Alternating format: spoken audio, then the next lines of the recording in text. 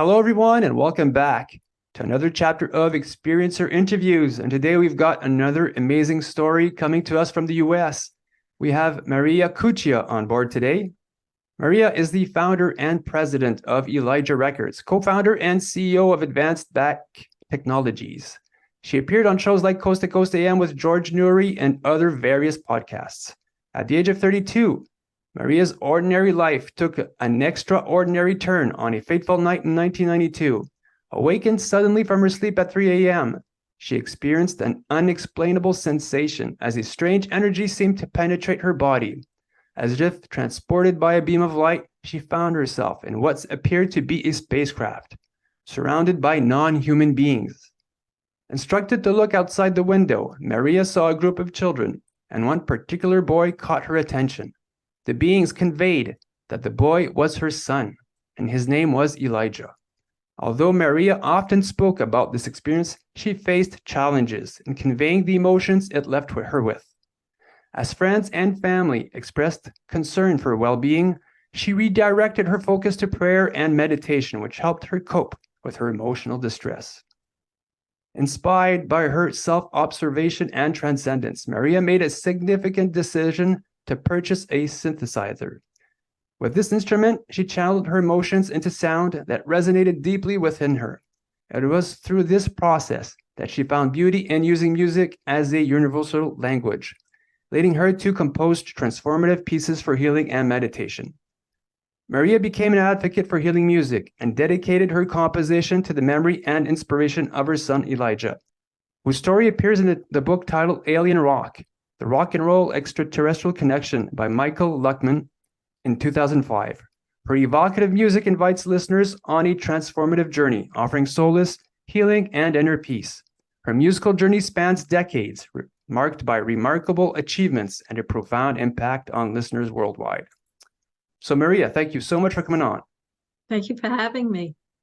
I'd like to talk about your childhood a bit. Can you tell us if you grew up in a religious household? It was a very average household, other than church on Sundays, was Catholic, where my mother was the churchgoer, not my dad, but very average. I mean, I did make my communion and confirmation, but not heavily religious. So the whole ET world was not existent, I suppose. Not at all. Not at all. Do you have other siblings that might have had like ET stuff happen to them? I have two brothers. One is 10 and a half months older, and the other is 4 years younger.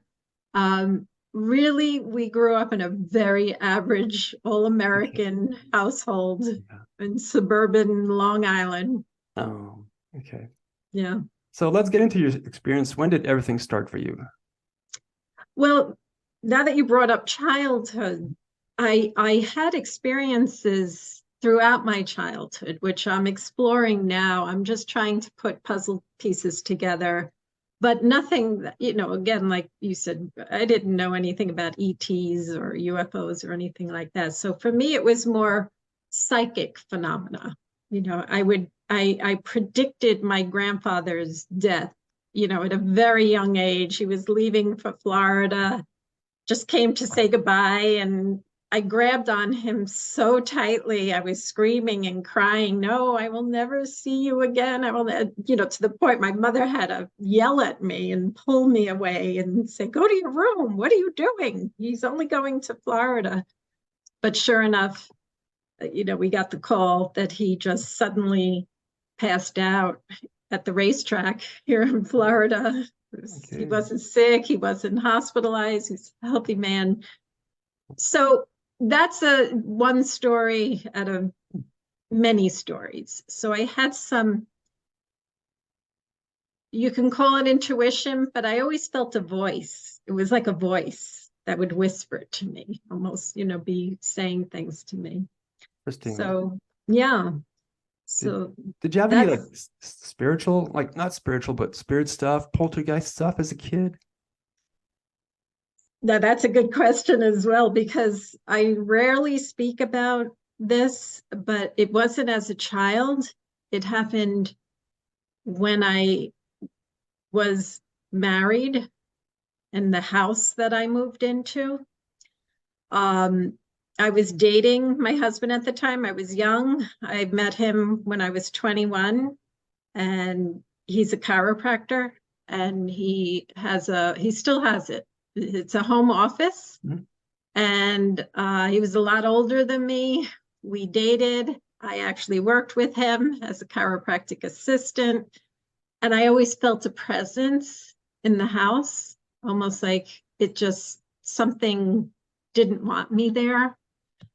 But the strange thing is, I was actually at that house when I was 4 years old, because it used to be owned by the pastor of the Lutheran church right across the street.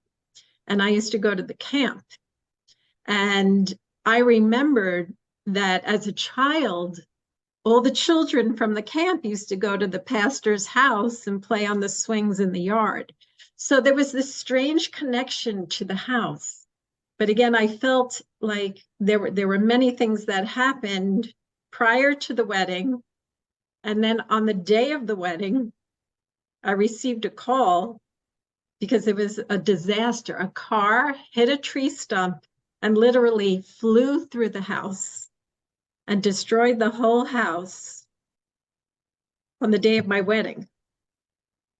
So that's a major story. There's a wide range of stories that happened in that house. So the poltergeist experiences occurred when I was 21, 22.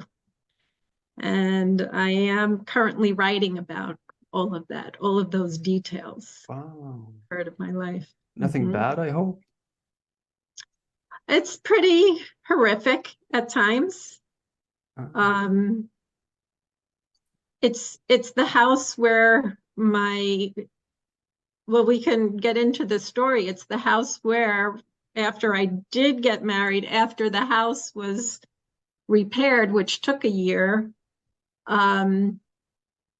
it's the house where I was 3 months pregnant and everything was fine. I had gone to the doctor and I saw the fetus, and on the ultrasound, we heard the heartbeat. The doctor commented on how wonderful the heartbeat was.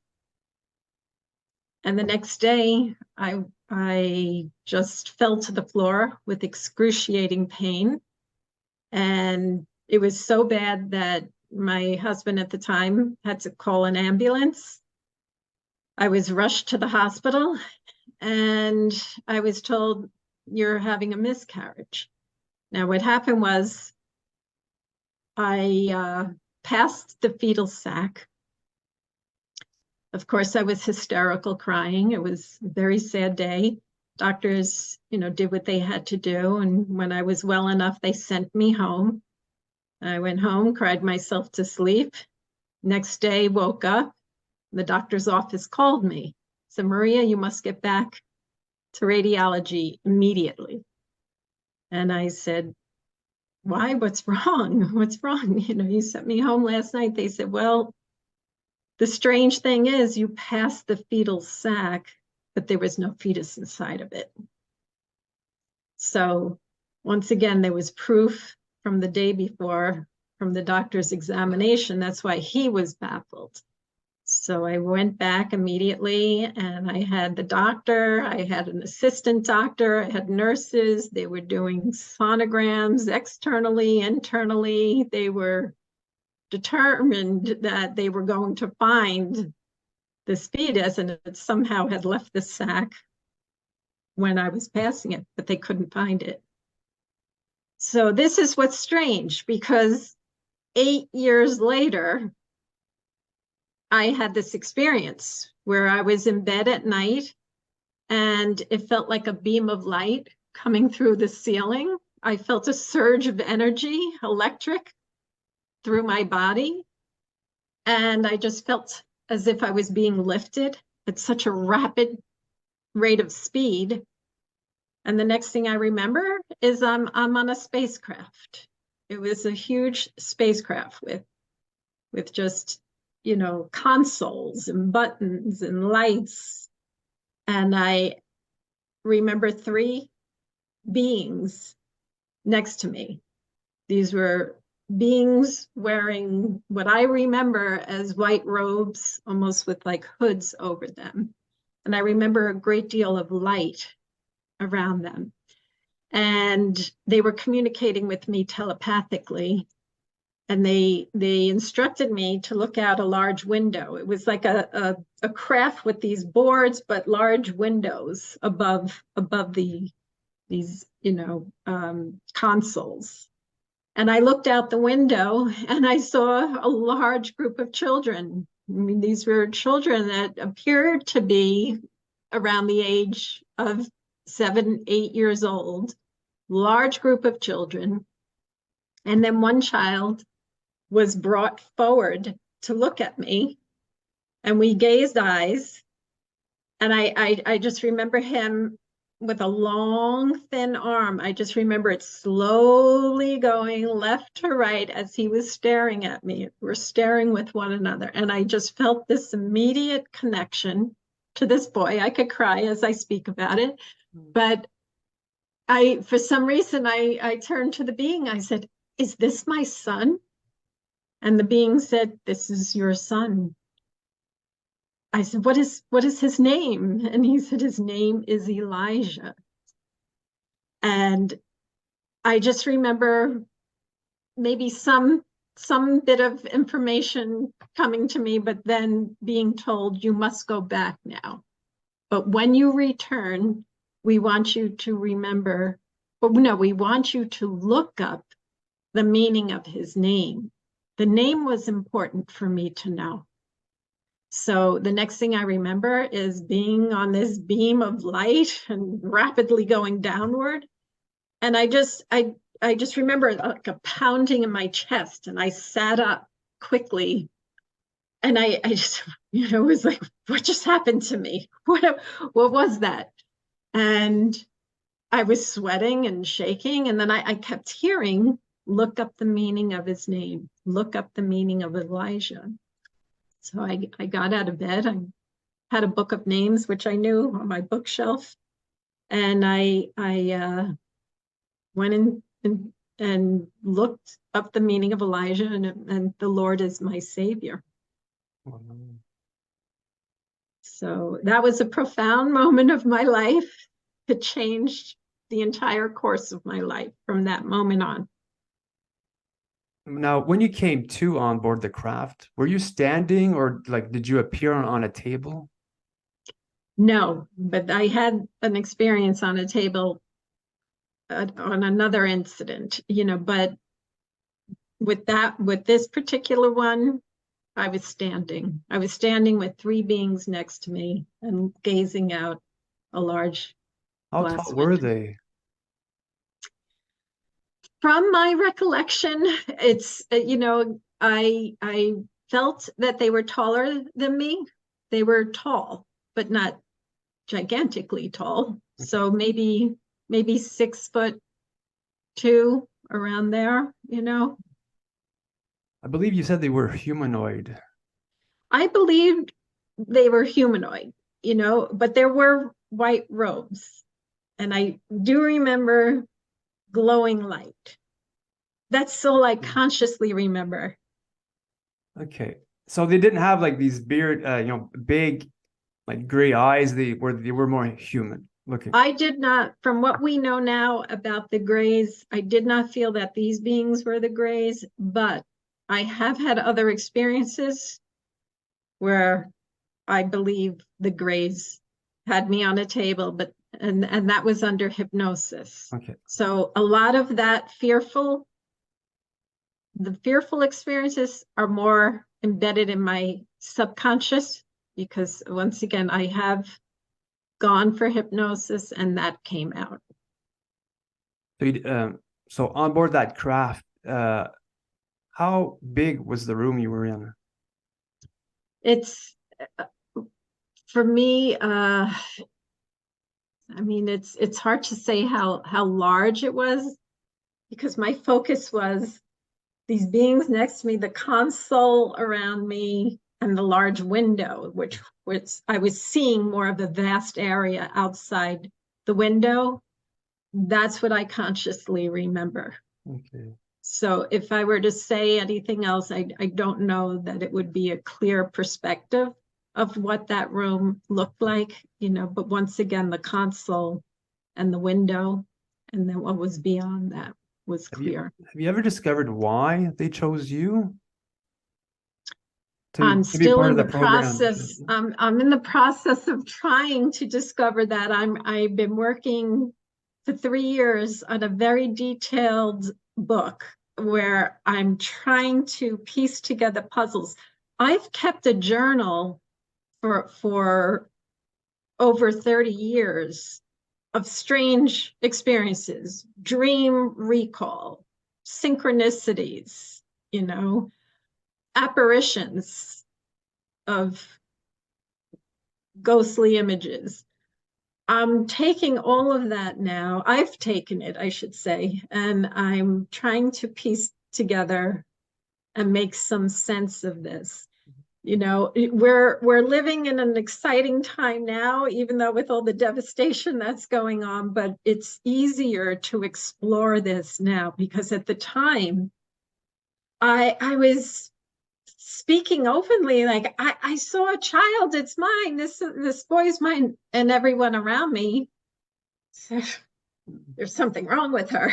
Okay, it was a dream, or maybe it was the spirit of your miscarried child, and I was trying to convince everybody, no, I really did. I was on a ship in 1992. You were in Long Island, New York, you look like a mad woman, a crazy woman. So I had a difficult time. So I didn't really have much at my fingertips to get to the bottom of it.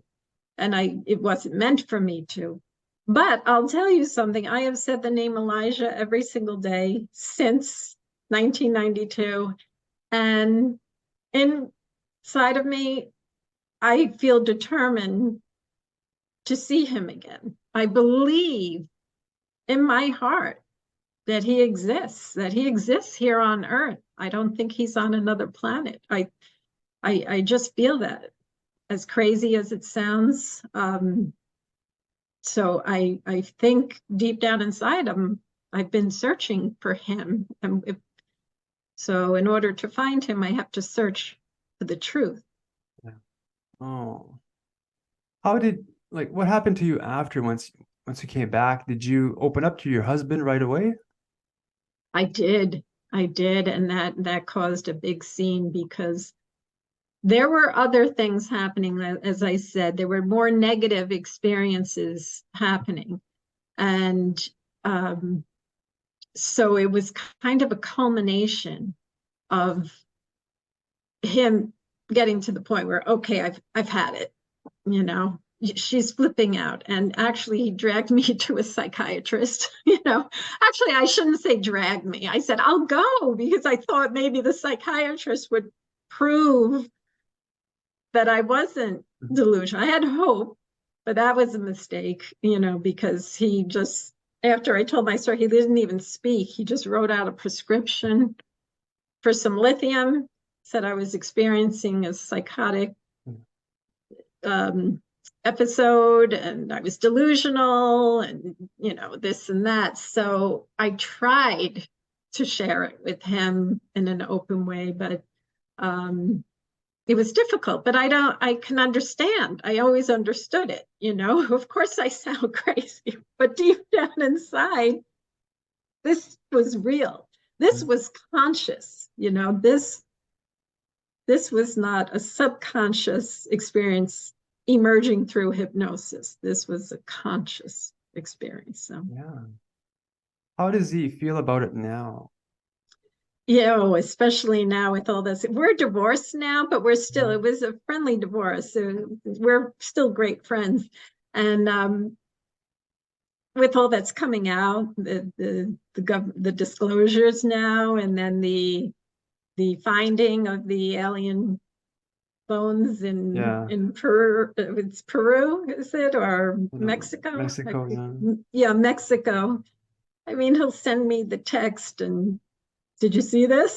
So you know that deep down inside, he's realizing maybe you weren't flipping out back then. Yeah. But I don't force it. I don't force it with him. So what would you say if to Elijah if you ever had the chance to meet up? People I'm say curious. that, but I mean, who knows? You know, I actually feel as if we're communicating at times. I feel as if we're doing this puzzle together. So, so you started meditating after that? So Oh yeah. what happened really, the days after and how you got into music? Yeah, because well, as I said, prior to the conscious experience, I did have other experiences that were very frightening. Especially one day where I had a terrible. I'll get to answer your question, but I just there's more that you'll understand that led up to it. Terrible headache, excruciating headache. I couldn't function.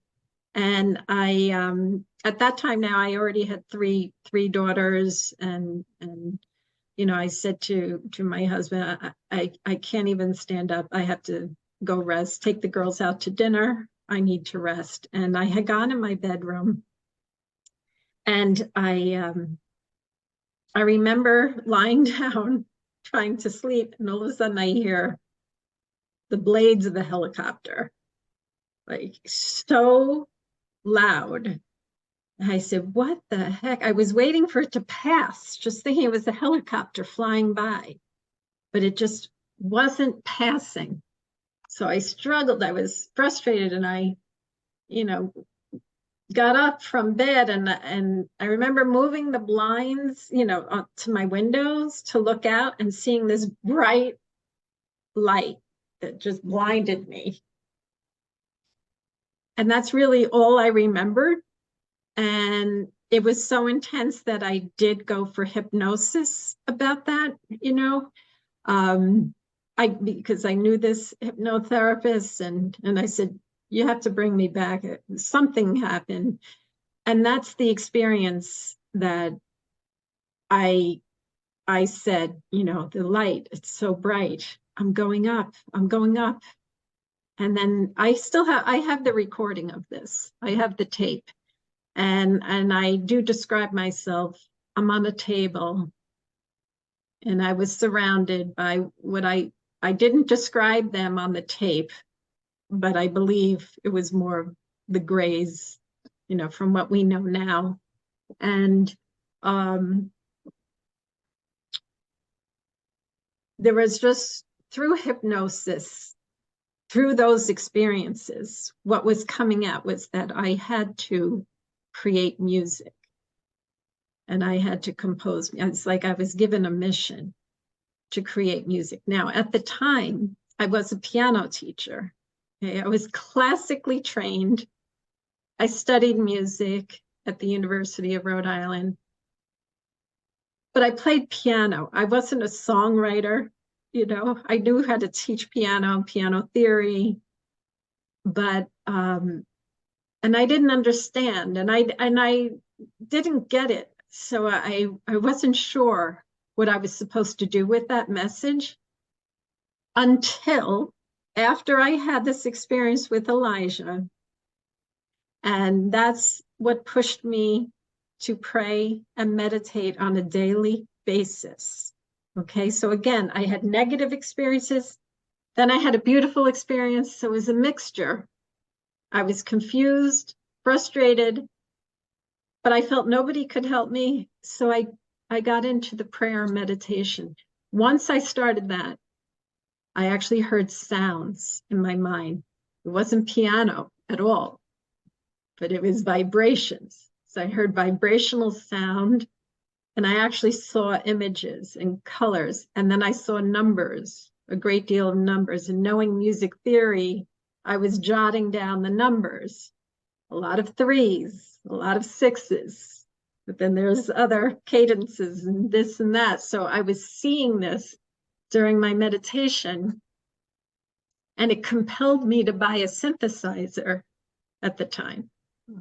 And that's when I just started meditating, writing numbers, and creating music. And what was coming out of me at the time, I was like one of the first artists to put out music for healing and meditation back in the day. So that started me on a whole journey. And I had a record label, which I still maintain, called Elijah Records. The music was inspired by Elijah.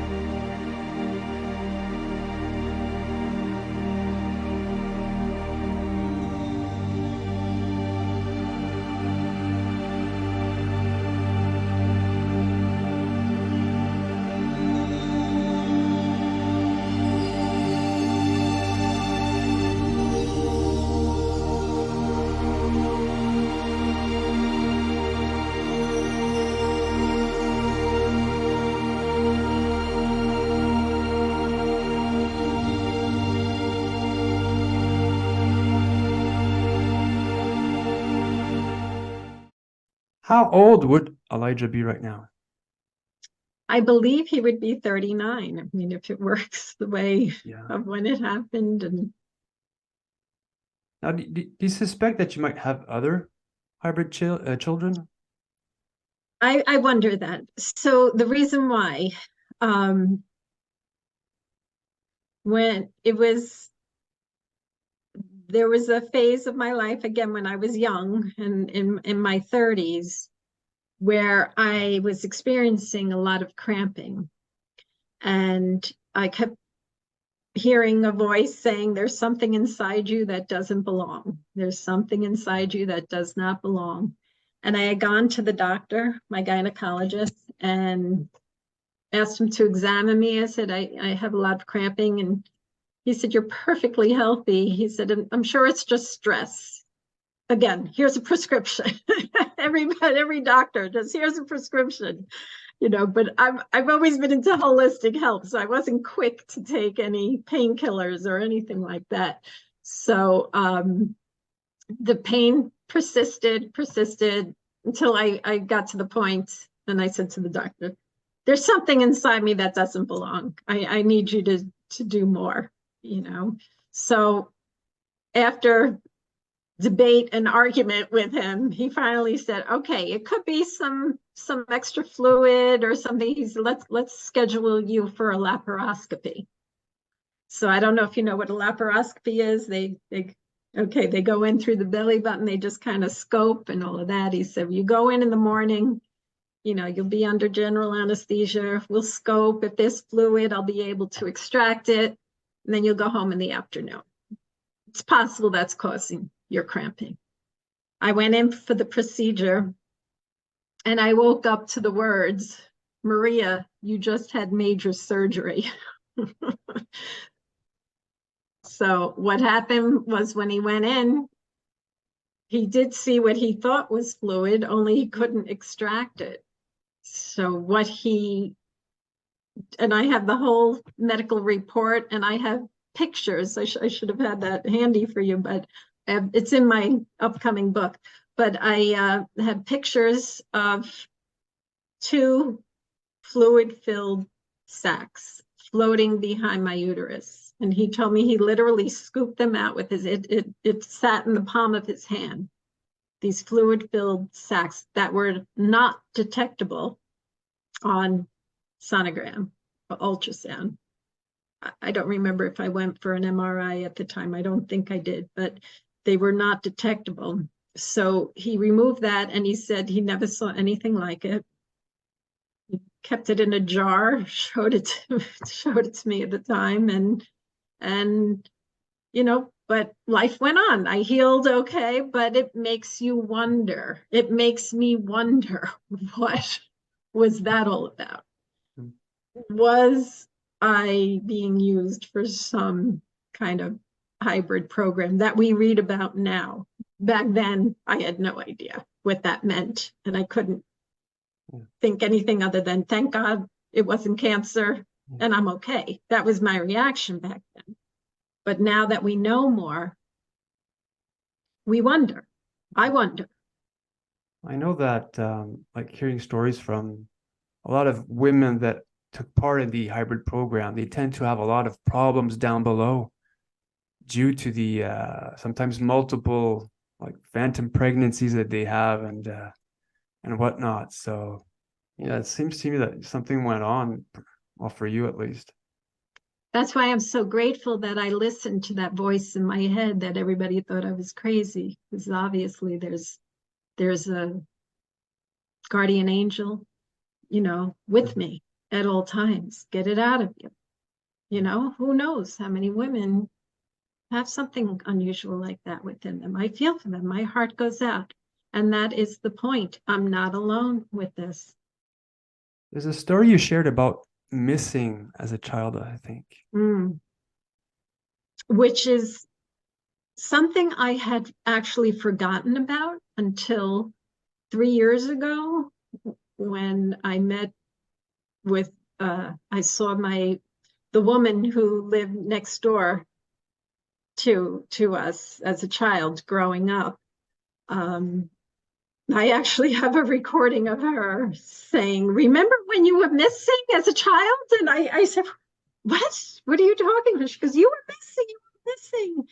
So she's the one who refreshed my memory that when I was 5 years old, we were in front of her house. Her name was Joan. We were all the kids on the block, met at Joan's house in the morning to wait for the school bus. And she said, I was there one moment, and when the school bus arrived, I wasn't there. I was gone. I was missing. And nobody knew where I was. She ran for my mom, and her and my mom were running up and down the block, screaming my name. And again, she's the one telling me this story. And then what happened was, I think my mom ran back into the house to call the police. And as she ran into the house, the phone rang. And it was from a neighbor around the block who said, your daughter, Maria, is here. She said she's searching for the school bus. But how did you and Michael get into contact regarding your story and the book? Michael was an amazing man. I think he was very much into music, and he, I think, was the first person to teach music in a college on, I shouldn't say music, teach about the history of rock and roll in college. So he had a vast background in music. Someone had told him about my music at the time. I also had an album called Abduction. So I'm not sure if you're aware of that there, because I don't have that on my website. It's called Abduction, which is a concept CD. So it was my way of telling my story back in the day. I released it in 1997. There's a great producer in California who helped me. He said, you have a story, you should tell it through your music. So he actually helped me. His name was Jerry. And so Michael got wind of it, because that CD, excerpts of it was played on a radio station in New York called WBAI. And on Sunday nights, they would feature my music, and I was often brought on to speak. We would talk. I have some clips of that too, but there's, I would explain the inspiration behind the tracks. So Michael got wind of it, And we met, and we just hit it off. And I just supported his effort for writing the book. It's about famous musicians, it's about Elvis and John Lennon with his sighting of a UFO in Manhattan. So many artists are featured in his book. And he actually even he gives me a thanks at the beginning of his book, but he added a chapter, which I didn't expect him to add my story to it, but yeah, so he was just always fascinated with it. And I wish he was still with us, he's passed, but that's how I came to know him. I forgot to ask you about Elijah, because you talked about the fact that he was a bit skinny, I think. Do you remember how tall he might have been at the time? And did he have like normal human features? So what I remember again is that I'm on the ship. As I said, this is console, glass window, and I was kind of looking down, down towards the ground with a group of children. What I recall is a head that I would say was a bit larger than a normal size head of an 8-year-old. I do recall that he was thin, and I recall his long arms, especially because when he was doing this, I would say this part of the arm seemed rather long, and height-wise, it would be hard for me to even say, about how tall he was. Do you remember how many fingers? 5 fingers, 4 fingers and a thumb, 3 fingers? It's interesting, of course, now where, I live in Florida. I have lizards around me all the time, the little ones, and I'm looking at like the 3 fingers, and these beings do seem to be lizard-like, but no, I do remember this, but I don't remember 3 fingers like that. No, I don't have those details. Let's get into your book that's coming out. You said perhaps next year. What's the book about, really? It definitely will go into more details. The topics you and I discussed today are elaborated on in the book. And once again, I've kept a journal, I've kept notes, I kept information. There was a lot happening on Long Island at the time, which I never really realized. Now that I'm looking at the dates, there was, a crash at South Haven Park on Long Island just a month prior to my experience. It's things like that that I've unraveled. Again, I still don't come to any conclusion, because I will continue. After I put out the first book, I'm going to continue with the second book.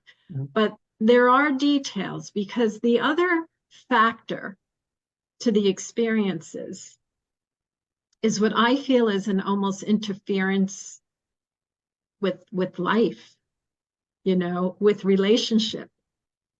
Back in the day, I was a guest speaker at a UFO conference, and one of the other speakers was Eve Lorgan. I don't know if you know of Eve. She wrote the book, I think, The Love Bites. You got it, The Love Bite.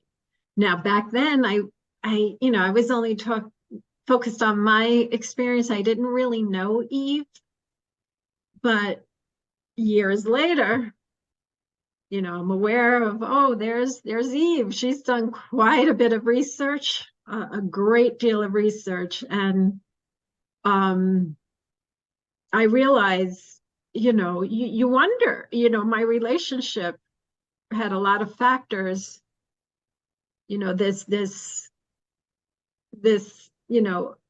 dualistic tug of war. It's the tug of war, of trying to live a normal life, but yet having this go on. It's like, are you purposely put with someone who's not going to believe you and say that you're crazy? I lost friends at the time, because everybody was feeling sorry for him because he was married to a woman who was exploring, these otherworldly episodes in her life. So, Eve's book I find very interesting, and it's just there's a lot more to it than just isolated experiences. What's the name of the book? When the Teapot Cries. That's beautiful. You've told me prior to the show that you've had, I think, like governmental stuff happen to you. Like, did you have like spying, or like did the military show up? Yeah. So it all started with an intense hypnosis session that I had. It started then because under hypnosis, the details are in the book. I don't really like even talking about it, but it was really horrific what came out. And I left in just such a stage of hysteria. I just ran out, and I didn't take the cassette tape recording of the session. And again, I was being taken to a psychiatrist. I was told I was schizophrenic, that so much was happening. And I tried to contact the hypnotherapist to get a copy of the tape. And he hung up on me, and he lied. He said he destroyed it and this and that. But 2 days later, I was approached, knock on my door, from two men, and basically said, if you try to contact him, you have charges of harassment, you'll be put in jail. So in other words, I could not speak with this hypnotherapist. I could not get proof of what came out under hypnosis. And I had to deal with charges of harassment and that whole thing. And then I had a series. I had white vans across the house. I had, people were saying, why is that car always across your house? You're being watched. And then one day I was doing the dishes in my kitchen, and I heard a helicopter again. And it was so loud. I went out back and I looked up, and there was an Apache helicopter literally circling my house, just circling my house. And then I ran out front to get a bigger view of this helicopter. When I ran out front, there was a car parked across the street facing my house. I saw, and I was looking up, and it just kept circling. It was very low. This big military helicopter, very low, just circling and circling. And a neighbor came over, and she said, Maria, what's going on? Is something wrong? I mean, so it wasn't just me seeing this, it was my neighbor. I started to speak with her, and then it finally flew off. It was clicking on my phones. There were obscene phone calls, threatening tones. There's a whole number of things that occurred. But so they threatened you to shut you up, I suspect. Let's just say there was intimidation. I cannot prove. I didn't have somebody walk up to me and say, other than the two men at my door who served me with second-degree charges of harassment. Other than that, it was implied by some of the experiences I was going through. I had these 1980s beeps that would happen when I would speak to two experiencers on the phone. So very weird, because this happened like just maybe 8 years ago. So yeah, and as soon as the other person would start like say hello, then I'd hear like somebody pick up the phone. Yeah, and eventually it stopped, but yeah. So like, do you have another story that you might want to share, or perhaps a closing statement?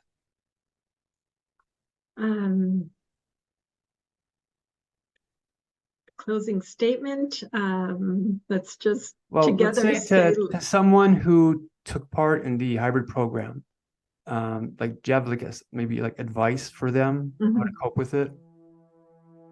Yeah, I mean, I know that there's a website there that for hybrid mothers, I know that there's women out there now coming together, and I commend all of them, and I hope that by speaking more now, because as I said, I've been quiet for 30 years, that we'll somehow get to the bottom of this. I mean, that's my hope. Where are these children? I want to find them. So I think the more these women speak up, the more we unravel and get to the depths of what really happened, maybe we can figure this out. That's my hope. That's my prayer. Beautiful. You're a lovely person. So, thank you so much for coming on today and sharing your story. Thank you. It's great speaking with you. And to those watching, I hope you enjoyed today's interview. I'm your host, Mr. Great. More interviews coming up, and I'll see you guys next time. So take care, everyone. Hello, everyone. This is Mr. Great, and thanks for watching today's episode. If you are an abductee, contactee, or experiencer, and you believe that your story could help others, please feel free to contact me through my YouTube channel email. When it comes to experiencers, the ET phenomena, and the future, remember, truth will out.